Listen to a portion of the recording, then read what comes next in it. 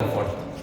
Es por esto que reconocemos y admiramos a cada delegado aquí presente.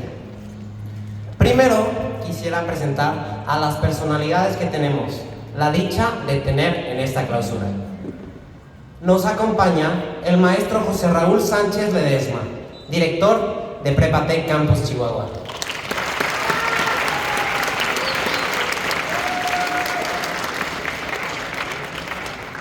Nos acompaña la maestra Graciela Armendáriz Chávez, directora del Departamento de Humanidades, Idiomas y Lengua.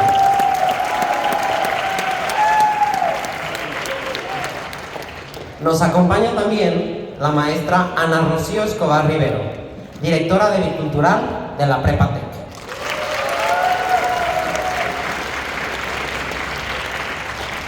Nos acompaña la maestra Sofía Altamirano Burayer, directora de la Licenciatura de Derecho en el TEC Campus Chihuahua.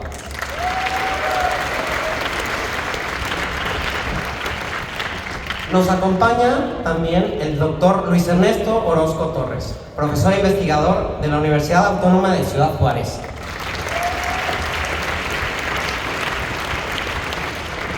Por último, tenemos a Fernanda García Barraza, secretaria general del Sistema MUN.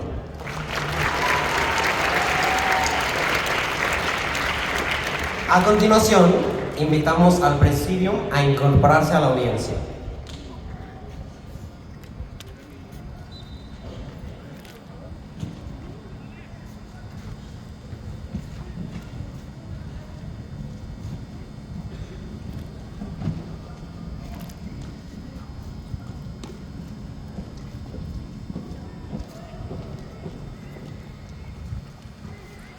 Para iniciar esta clausura, tendremos la conferencia Retos de la Diplomacia en Relaciones Internacionales Actuales, del doctor Luis Ernesto Orozco Torres, de quien me permito leer una semblanza de su carrera.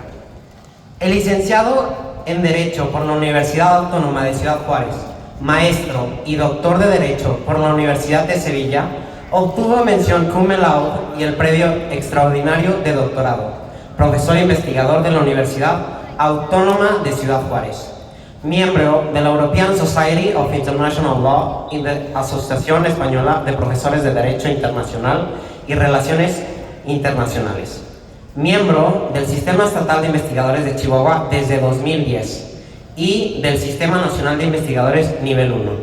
Es autor, entre otras obras, de la Nueva Política Europea de Vecindad, de la Paneuropea a la Paneuropea, el crimen de agresión en el derecho internacional contemporáneo, fundamento y condición del derecho internacional. Su más reciente obra se titula Interacción entre los sistemas jurídicos mexicano e internacional. Actualmente se desempeña como coordinador del área de investigación y posgrado de la Universidad Autónoma de Ciudad Juárez. Gracias por honrarnos con su presencia. Doctor, le cedo la palabra.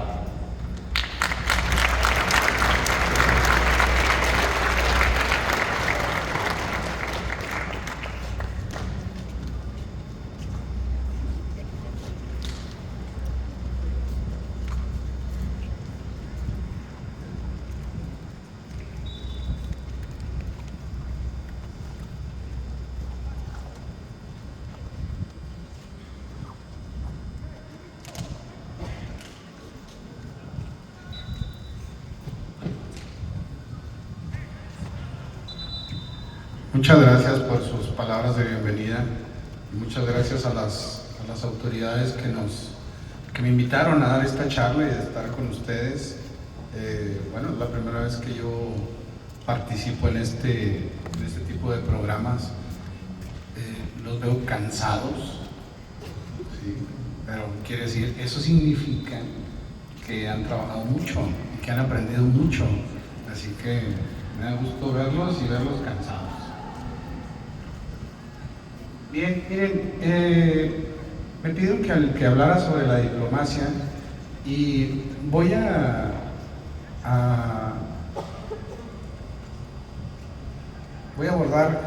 no voy a abordar cuestiones dogmáticas sobre la diplomacia, ¿no? Sobre cosas que ustedes aprenden en la prepa, sobre cuál es la historia de la diplomacia, por qué se llama así,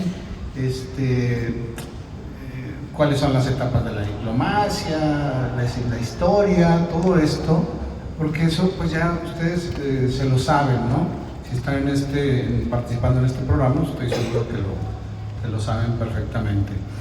Lo que más me interesa es hacer una prospectiva, pero más adelante, hacer una prospectiva de la diplomacia en cambio, o sea, lo que estamos viendo hoy en día, ¿sí?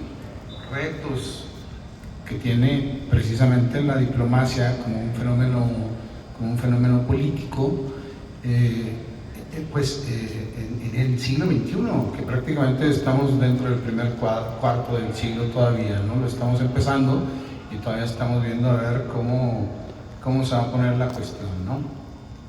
Algo que sí les quisiera decir es el fenómeno de la diplomacia como fenómeno político es un fenómeno que trasciende a los estados-nación.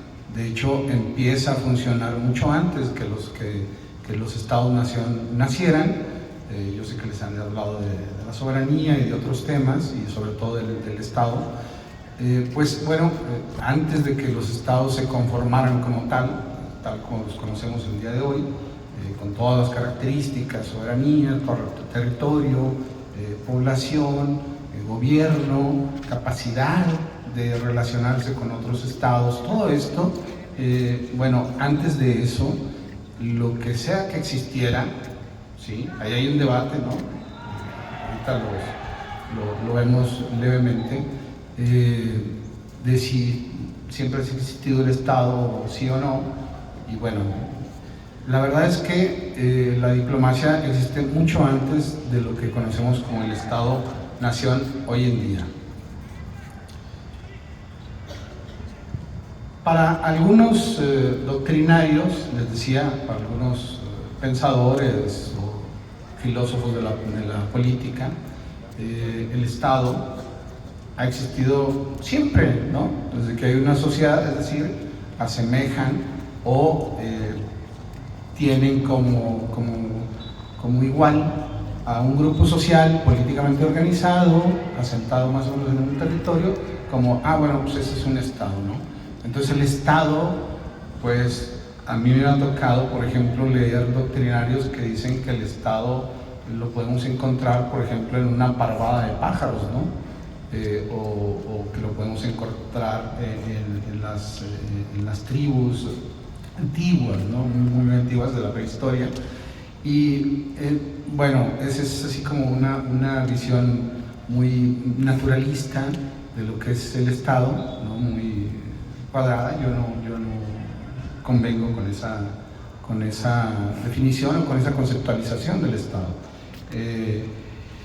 En realidad, para mí, o sea, para otro grupo de doctrinarios en los que me encuentro yo, el Estado es una creación humana, y es una creación humana, es decir, es una organización sociopolítica muy específica y también es moderna. Tiene ciertos elementos que otros grupos sociales como organización sociopolítica no tenían, ¿sí? Por ejemplo, no sé, estoy pensando en el imperio romano, por ejemplo, o cualquier otro imperio, por ejemplo, del que ustedes gusten, el imperio que ustedes gusten, es incompatible básicamente con la noción de soberanía. ¿Por qué? Porque el imperio simple y llanamente no reconoce a nadie más como su igual. El imperio solo ve los territorios que están dentro de él y los que no lo están todavía, ¿sí? Pero no entra en relaciones ni siquiera con otro imperio, ¿no? Entonces es difícil entender la idea de soberanía, por ejemplo, en el contexto del imperio romano o cualquier otro imperio, ¿no? El Estado realmente nace, según esta perspectiva, realmente nace, algunos ponen fecha de nacimiento, ¿no? Le dan un acta de nacimiento, que también es difícil hacerlo, ¿no? En fenómenos sociales, pero más o menos la convención, o sea, lo que convienen estos doctrinarios, dicen, bueno, pues el Estado moderno nace en el siglo XV, por ahí, específicamente con la Paz de Westfalia de 1648, que pone fin a la Guerra de los 30 años, ¿no? Y a partir de ahí no solamente nace el Estado tal como lo conocemos ahora, el Estado moderno tal como ahora lo podemos conceptualizar y lo podemos ver y palpar, sino que también nace algo que por supuesto es parte del Estado moderno. Sin esto que les voy a decir, el Estado moderno simple y sencillamente no podría ser posible, que sería la soberanía y el derecho internacional, ¿sí? Sin el derecho internacional sería prácticamente imposible estar hablando, desde luego, de sociedad internacional o de comunidad internacional e incluso de Estado. Se dieron 3 elementos para que se concretara la noción de soberanía y también la creación del Estado moderno. La primera, dice, las unidades políticas logran llevar a cabo dos fenómenos bien importantes que lo llevan, pero no solo lo hacen por la fuerza, sino que lo hacen a través de instituciones, ¿sí? A través de instituciones que ellos mismos realizan o manufacturan, crean por medio de su propio derecho constitucional. Esos fenómenos son la centralización del poder y el monopolio del uso de la fuerza. Cuando se da este elemento, es uno de los presupuestos lógicos para que podamos hablar del Estado tal como lo conocemos y, por supuesto, insisto, del derecho internacional. Segundo, bueno, dentro de esto, pues logran tener o efectuar esto dentro de un territorio y en una población determinada, por supuesto. Luego, el segundo, estas unidades políticas, y esto es bien importante, se ven a sí mismas, se definen a sí mismas como entidades soberanas, ¿sí? Aunque en una primera etapa de la soberanía, en realidad lo que se creía era que el soberano era el monarca o la monarca, ¿sí? Es decir, que era un atributo de una persona. Después, en la Ilustración, viene una segunda etapa de la concepción o de la conceptualización de la soberanía, que es donde ya se despersonaliza del monarca y entonces se empieza a entender que la soberanía reside en el pueblo, que es básicamente lo que dicen pues, todas las constituciones modernas, ¿no? Incluido el artículo 39 constitucional nuestro. La soberanía reside esencial y originariamente en el pueblo. Esa es una idea de la Ilustración. Alguien que la defendió mucho fue Rousseau, por supuesto, así que podríamos decir en ese sentido que nuestra Constitución y todas aquellas que le atribuyen la soberanía al pueblo y no al jefe del Estado son constituciones rousseauianas.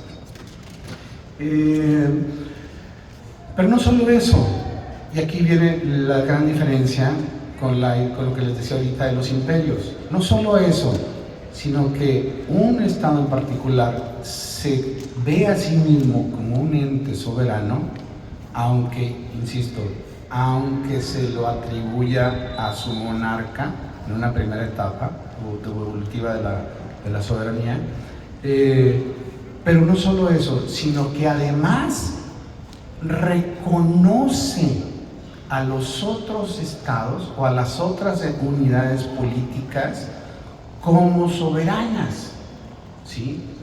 Las reconoce como iguales, como el otro que es igual a mí, ¿sí? Y entonces aquí entra una dimensión política súper especial. ¿Por qué? Porque a pesar, eso no quiere decir que porque se reconocen como iguales, claro, esta igualdad es una igualdad formal, no es una igualdad material, es decir, no todos tienen la misma población, no todos tienen el mismo desarrollo, no todos tienen la capacidad comercial, etcétera, etcétera, pero sí es una igualdad formal, es decir, como la igualdad que tenemos aquí nosotros en la Constitución para todas las personas, ¿no? Que igual, somos hombres, somos mujeres, tenemos muchas diferencias materiales, pero tenemos una igualdad ante la ley, es decir, una igualdad jurídica o una igualdad formal o legal. Así que una cabeza, un voto. Entonces, se reconocen como iguales entre ellos, y a partir de que se reconocen como iguales entre ellos, surge la necesidad, y este es el punto número 3, surge la necesidad, siempre que hago una charla o que estoy dando clase, y trato de insistir mucho en esto, los estados, bueno, las entidades políticas y los políticos nunca actúan por buenas gentes, ¿no? O sea, de hecho, somos pocos los que actuamos de buenas personas, ¿no?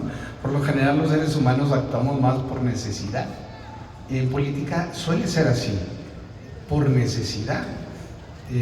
Así que tuvieron la necesidad de reconocerse como iguales, pero ante esta necesidad se vieron obligados, por decirlo de alguna manera, por esta necesidad práctica, una necesidad práctica, no moral, de crear un ordenamiento jurídico supranacional.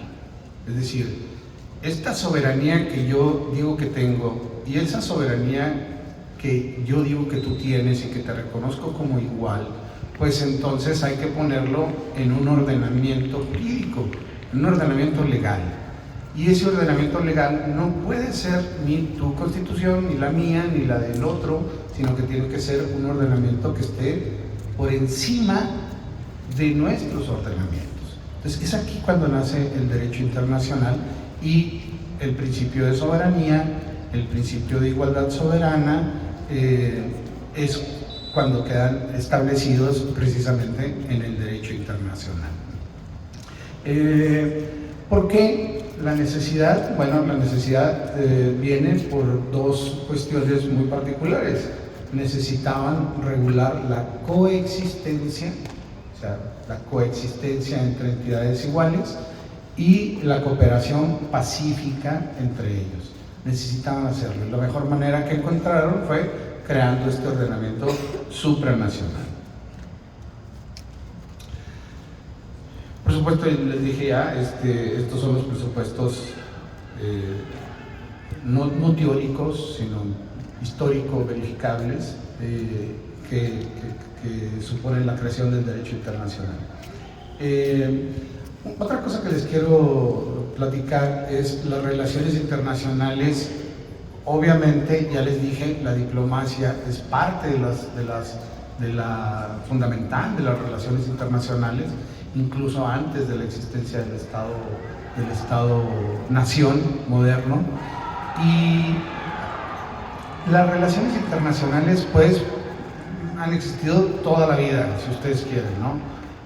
Aunque hay personas, hay doctrinarios que no comparten esta visión.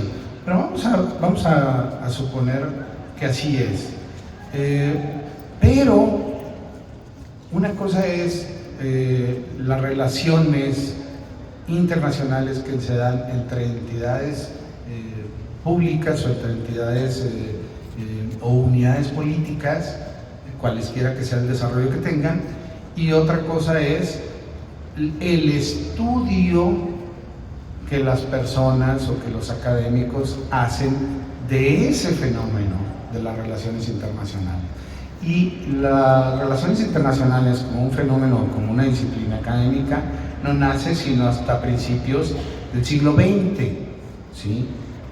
De hecho, bueno, yo tengo estudios de Derecho Internacional y de Relaciones Internacionales, pero por mi formación primigenia, que soy abogado, me inclino muchísimo más por el Derecho Internacional, hacer estudios de Derecho Internacional que de Relaciones Internacionales. Entonces a veces me peleo, ¿no?, con los de Relaciones Internacionales, y el pleito básicamente termina cuando les digo, ustedes tienen 100 años, ¿no?, Ustedes tienen 100 años hablando de lo que sea que hablen, mientras que los abogados internacionalistas tenemos 450 años hablando de esto. Así que, perdón, pero son así como los hermanos pequeños nuestros, ¿no? Y a veces se termina ahí el pleito o sube de nivel, ¿no? Pero bueno, la pasamos bien. Miren, hay dos categorías en derecho internacional y en relaciones internacionales que también están discutidas. ¿Qué se debe utilizar? ¿Sociedad internacional o comunidad internacional? Parece que son indistintas, ¿sí? Parece que da igual decir sociedad internacional o decir comunidad internacional. Es una cuestión de decisión o de convicción metodológica, doctrinal, simple y llanamente. Yo tengo, por ejemplo, publicando desde el 2006, mi primer libro lo publiqué en 2006, y desde el 2006 hasta el 2018 yo hablaba siempre de sociedad internacional. Siempre, en mi libro siempre hablaba invariablemente de sociedad internacional.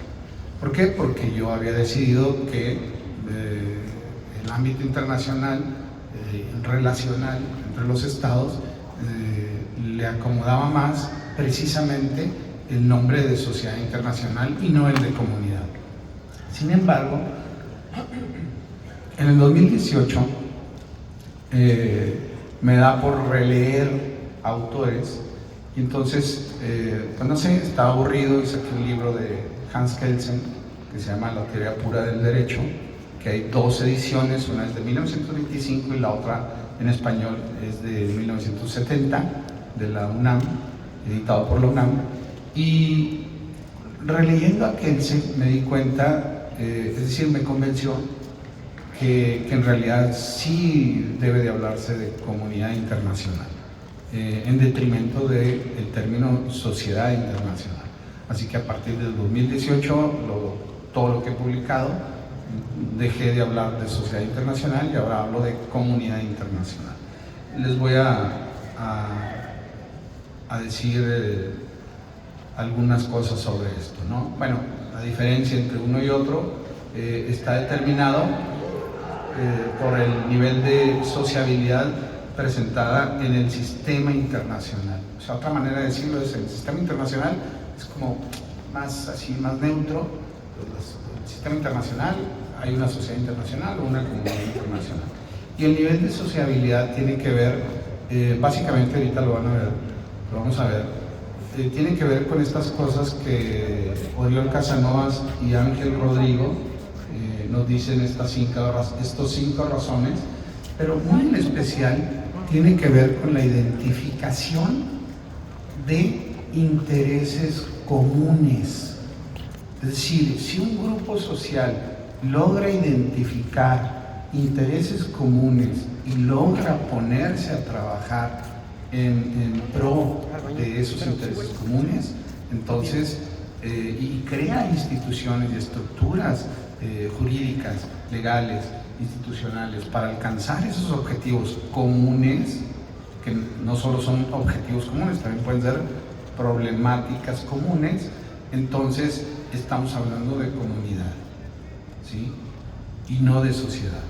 Bien, de las cosas que dicen ellos es, bueno, debe usarse comunidad internacional y no sociedad internacional porque refleja mejor la estructura no organizada del sistema internacional. Es cierto, la comunidad internacional carece de estructura, no existe un Estado mundial, por ejemplo, ¿sí? No existe un poder judicial, no existe un poder legislativo mundial, no existe un poder legislativo, son los estados los que gestionan sus relaciones, ¿no? 2, porque los conflictos entre estados no obstaculizan esta idea, la idea de comunidad internacional. 3, porque ha sido utilizada frecuentemente en varios instrumentos internacionales de Naciones Unidas, como por ejemplo la Convención de Viena sobre Derecho de los Tratados de 1969, pero también la Convención sobre Derecho de los Tratados de 1986, la que versa sobre tratados entre estados y organizaciones internacionales, y por supuesto la resolución 2625, Romanos 25 de la Asamblea General, que habla sobre los principios de amistad y cooperación entre los estados y miembros de las Naciones Unidas. Cuarto, porque la Corte Internacional de Justicia la utiliza comúnmente en las sentencias y en sus opiniones consultivas. Es decir, cuando la Corte Internacional de Justicia, que es uno de los órganos principales de Naciones Unidas, emite sentencias o emite opiniones consultivas o dictámenes, suele hablar de comunidad internacional y no de sociedad internacional. Y 5, porque tiene mayor poder explicativo al tener varias dimensiones. ¿Cuáles serían esas dimensiones según estos autores? Bueno, pues la dimensión descriptiva, que implica un mayor grado de sociabilidad, lo que les decía ahorita, ¿sí? Porque se reconocen valores, intereses, sentimientos que son comunitarios, ¿sí? Que se tienen en común. La dimensión prospectiva hace referencia a una meta y a un objetivo a alcanzar por esa comunidad, como por ejemplo la solidaridad, la paz, la coexistencia pacífica, la justicia dentro de las relaciones internacionales. Y tercero, tercera dimensión, la dimensión normativa, que tiene que ver precisamente con la existencia del derecho internacional, ¿sí? Solamente, es decir, un grupo social, una tribu antigua, no necesariamente, ojo, sí tenían normas, por supuesto, tenían un sistema de normas, pero no necesariamente ese sistema de normas era un sistema de normas jurídico, ¿sí? Entonces, por eso, por todas esas razones, pues tiene que hablarse más de eso. Y también porque, miren,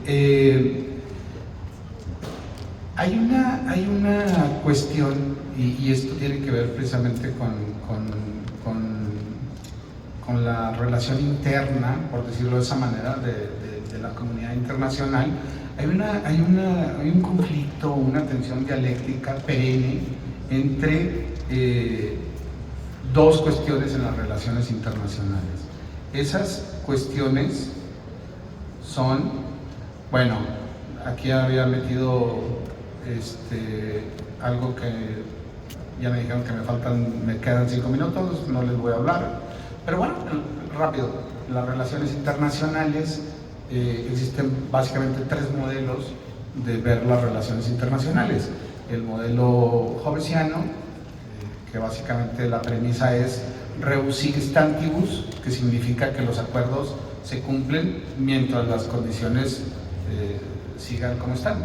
Si las condiciones cambian, entonces yo ya no cumplo mis promesas, ¿no? Mis acuerdos. Y luego el modelo grossiano, que la premisa es pacta sunt servanda, que sería los acuerdos se tienen que cumplir, cambien las condiciones o no cambien las condiciones. De todas maneras se tienen que cumplir los acuerdos que lleguen los estados. Y el modelo kantiano, que el modelo kantiano es muy interesante, que se conoce como el modelo idealista. El primero sería el modelo hobbesiano, el realista, y luego el modelo jurídico de Grocio, y luego el kantiano, que sería el idealista. Sí, pero bueno, ya no tengo más tiempo de ahondar en eso, ¿no? En todo caso, decantarse o escoger alguno de estos modelos para aproximarse a las relaciones internacionales siempre, sean académicos o no, lleguen a ser políticos, lleguen a ser diplomáticos, lleguen a ser jefes de Estado, que algunos seguramente así serán. De todas maneras, siempre es una convicción o es el resultado de conjugar ciertas convicciones que uno tiene como ser humano y valores, por supuesto, ¿no? Si uno es pacifista, pues lo más seguro es que el modelo que uno va a tener en cuenta es el kantiano o el idealista, y si uno es jurista o o cree que los pactos se deben de cumplir, y también hay ideales que alcanzar, como la paz, la justicia y la coexistencia. Bueno, pues entonces se decantará por el modelo grossiano, ¿no? En cualquier caso, cualquiera de los modelos que escojan, debe de tenerse en cuenta que las teorías o los modelos teóricos de las relaciones internacionales sirven para estas 4 cuestiones: describir, explicar, predecir. Esto es bien importante, predecir. O sea, si vamos a conocer algo, para predecir, no vamos a hacer lecturas de tarot, ¿no? Por supuesto que no, pero sí necesitamos ciertos datos para predecir el comportamiento de los estados en sus relaciones mutuas. Y sobre todo, por eso lo puse en mayúsculas, prescribir, es decir, qué es lo que el Estado o los estados deben o deberían de hacer en un momento determinado. Por ejemplo, por citar solo un ejemplo, ¿qué debería de hacer México o cómo debería de actuar el Estado mexicano en su conjunto ante la situación que está prevaleciendo en Palestina e Israel? ¿Sí? ¿Qué debería de hacer? Bueno, podemos describir, explicar, predecir, pero también tenemos que prescribir, es decir, decirle a los políticos y como sociedad civil, no solamente como académicos, decirle qué es lo que debería de hacer. ¿Debería México romper relaciones con Israel o no debería romper relaciones con Israel por la reacción tan exacerbada que ha tenido por los injustificables hechos del grupo terrorista Hamas, ¿no? Entonces, también se trata de eso, por supuesto. Bueno, eso ya se lo dije. Hubo unos cambios bien importantes, se los digo rápido, unos cambios bien importantes durante el siglo XX, y aquí voy a empezar a especular, bueno, después de decirles esto. Los cambios bien importantes que hubo, que tienen que ver con las relaciones internacionales y con el derecho internacional, fueron los siguientes. Primero, antes la diplomacia era secreta. Los tratados internacionales eran generalmente secretos, y si eran abiertos, algunos tenían cláusulas secretas, es decir, que solamente conocían los jefes de Estado, ¿sí? Bien, a partir de la Primera Guerra Mundial, sobre todo con los 14 puntos de Woodrow Wilson, que fue presidente de los Estados Unidos, él propone, en 2 de estos 14 puntos, propone, número 1, terminar con la diplomacia secreta, es decir, hacer que la diplomacia sea abierta, que sea libre de escrutinio público, tanto interno como internacional. Y segundo, crear, el segundo punto, uno de los segundos puntos, crear la Sociedad de Naciones, ¿sí? Nunca antes se había creado una organización internacional, o mejor dicho, los estados nunca antes habían estado dispuestos para crear una organización internacional que los ayudara a cooperar en materia de paz o de mantenimiento de la paz y la seguridad internacionales. Es la primera vez que lo hacen. Fracasó, ¿no? Obviamente. La hacen en 1919 y en 1939 estalla la Segunda Guerra Mundial. Uno de los objetivos es que no hubiera una gran guerra, una segunda gran guerra, pero fracasó. Uno de los fracasos fue, o bueno, uno de los motivos de los fracasos fue precisamente que Estados Unidos nunca entró a la Sociedad de Naciones, ¿no? Bueno, otra de las cuestiones es que después de la segunda posguerra, después de la Segunda Guerra Mundial, los estados entendieron, ¿sí? Otra vez no por buenas personas, sino por necesidad práctica, entendieron que si de veras querían evitar una tercera guerra mundial, tenían que autolimitarse. ¿Cómo? Pues a través del derecho internacional y a través de la creación de la Organización de las Naciones Unidas. Específicamente se limitaron a través de dos obligaciones primordiales que tienen a través, o que adquirieron a través de la Carta de Naciones Unidas. Una es la de arreglo pacífico, o sea, están obligados a que sus controversias las arreglen por medios pacíficos. Y dos, una prohibición, la prohibición del uso y amenaza del uso de la fuerza bélica en el arreglo de las controversias internacionales, ¿sí? Entonces se prohíbe el uso de la fuerza y se obliga a los estados, dije, mal dicho, se obligan los estados, son ellos mismos los que se obligan, nadie lo hace. Y tercero, comienza una etapa súper importante, que es la etapa de la internacionalización de los derechos humanos. Los derechos humanos han tenido, al menos desde una perspectiva jurídica, tres etapas evolutivas. Una, cuando los estados la pusieron en estatutos específicos o especiales, pero por debajo de las constituciones, ¿sí? Y luego no funcionó, y entonces los estados dijeron, vamos a ponerlo en cartas de derecho en la Constitución, ¿no? Para obligarnos más a cumplir los derechos humanos. Bueno, llegó Hitler, sacó las leyes de Nuremberg, y por supuesto los estados y la humanidad nos dimos cuenta que no serviría de mucho tenerlo en las constituciones, estos derechos, ¿no? Y después de la Segunda Guerra Mundial empezaban los estados con esta internacionalización, es decir, vamos a alejar todavía más los derechos humanos de los líderes carismáticos, vamos a ponerlo en tratados internacionales, ¿no? Y ahí es donde empieza, con lo que empezamos es con la Declaración Universal de los Derechos Humanos. Bien, esto, sobre todo esto, la internacionalización de los derechos humanos, da como resultado la relativización, o estas tres cosas, estos tres cambios en el siglo XX, da como resultado la relativización de la soberanía. Ya a partir de la segunda mitad del siglo XX, ya no se entiende la soberanía como un poder absoluto, donde los estados son libres de hacer lo que quieran, por ejemplo, con sus ciudadanos, ¿sí? ¿Por qué ya no son libres? Bueno, porque ya están obligados por medio de tratados internacionales para cumplir con estos derechos humanos. Entonces,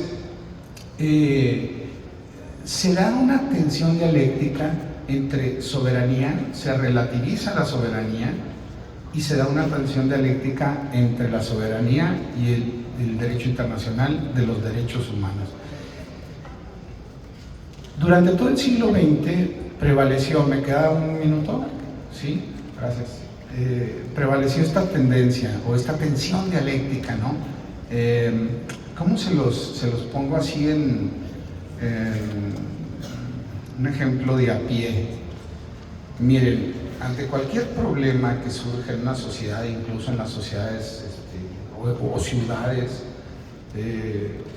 una eventualidad, las personas que tienen un talante político van a querer resolver las cosas rápido, y no importa que sea mal, pero solucionarlo rápido, y no importa que se violen algunos derechos o se molesten a algunas personas, el caso es resolverlo pronto, ¿sí? Ese es el talante político. En cambio, el talante jurídico, por eso la tensión dialéctica entre derecho internacional de los derechos humanos y soberanía, la soberanía está representada por la política, el derecho internacional de los derechos humanos y básicamente los juristas, lo que decimos es, a ver, vamos a resolver el problema que surgió, ya sea en una ciudad, en un estado, en un país o en el ámbito internacional, vamos a resolverlo, pero cuidado que hay límites infranqueables, o sea, hay límites que no podemos avasallar, y esos límites están dados por el derecho, ¿sí? En nuestro caso por la Constitución, y en el caso del ámbito internacional, pues por el derecho internacional de los derechos humanos. Yo que veo, y ya con esto les prometo que me voy, bueno, o termino, no sé si me voy, pero sí termino. ¿Qué es lo que va en el siglo XXI? En el siglo XXI, quien está empezando a ganar esta batalla es la política, ¿sí? Tengo la impresión, y aquí está la especulación, tengo yo la impresión que lo que logramos como humanidad en el siglo XX, que tampoco fue, insisto, no fue por buenas personas ni por inteligentes, sino justo por todo lo contrario. Tuvimos que pasar 2 guerras mundiales para que los estados, o las élites políticas de los estados estuvieran dispuestas a relativizar la soberanía y someterse al derecho internacional. Ahora en el siglo XXI está ganando la política, la batalla, esta tensión entre política y derecho, la está ganando la política y lo veo con tristeza, ¿sí? Me parece triste que así sea, porque el mejor ejemplo de unión entre la política y el derecho, o las visiones jurídica y política, está precisamente en la diplomacia formal, en la diplomacia estatal, ¿sí? Que es el arte de negociar, claro, pero no de negociar la paz a cualquier costo, es negociar dentro de un marco legal específico y sobre todo de un marco legal de los derechos humanos. Espero equivocarme, pero la tendencia que yo veo es que la que va ganando es la política en detrimento del derecho internacional y sobre todo el derecho internacional de los derechos humanos. Y lo prometido es deuda, ya terminé. Gracias.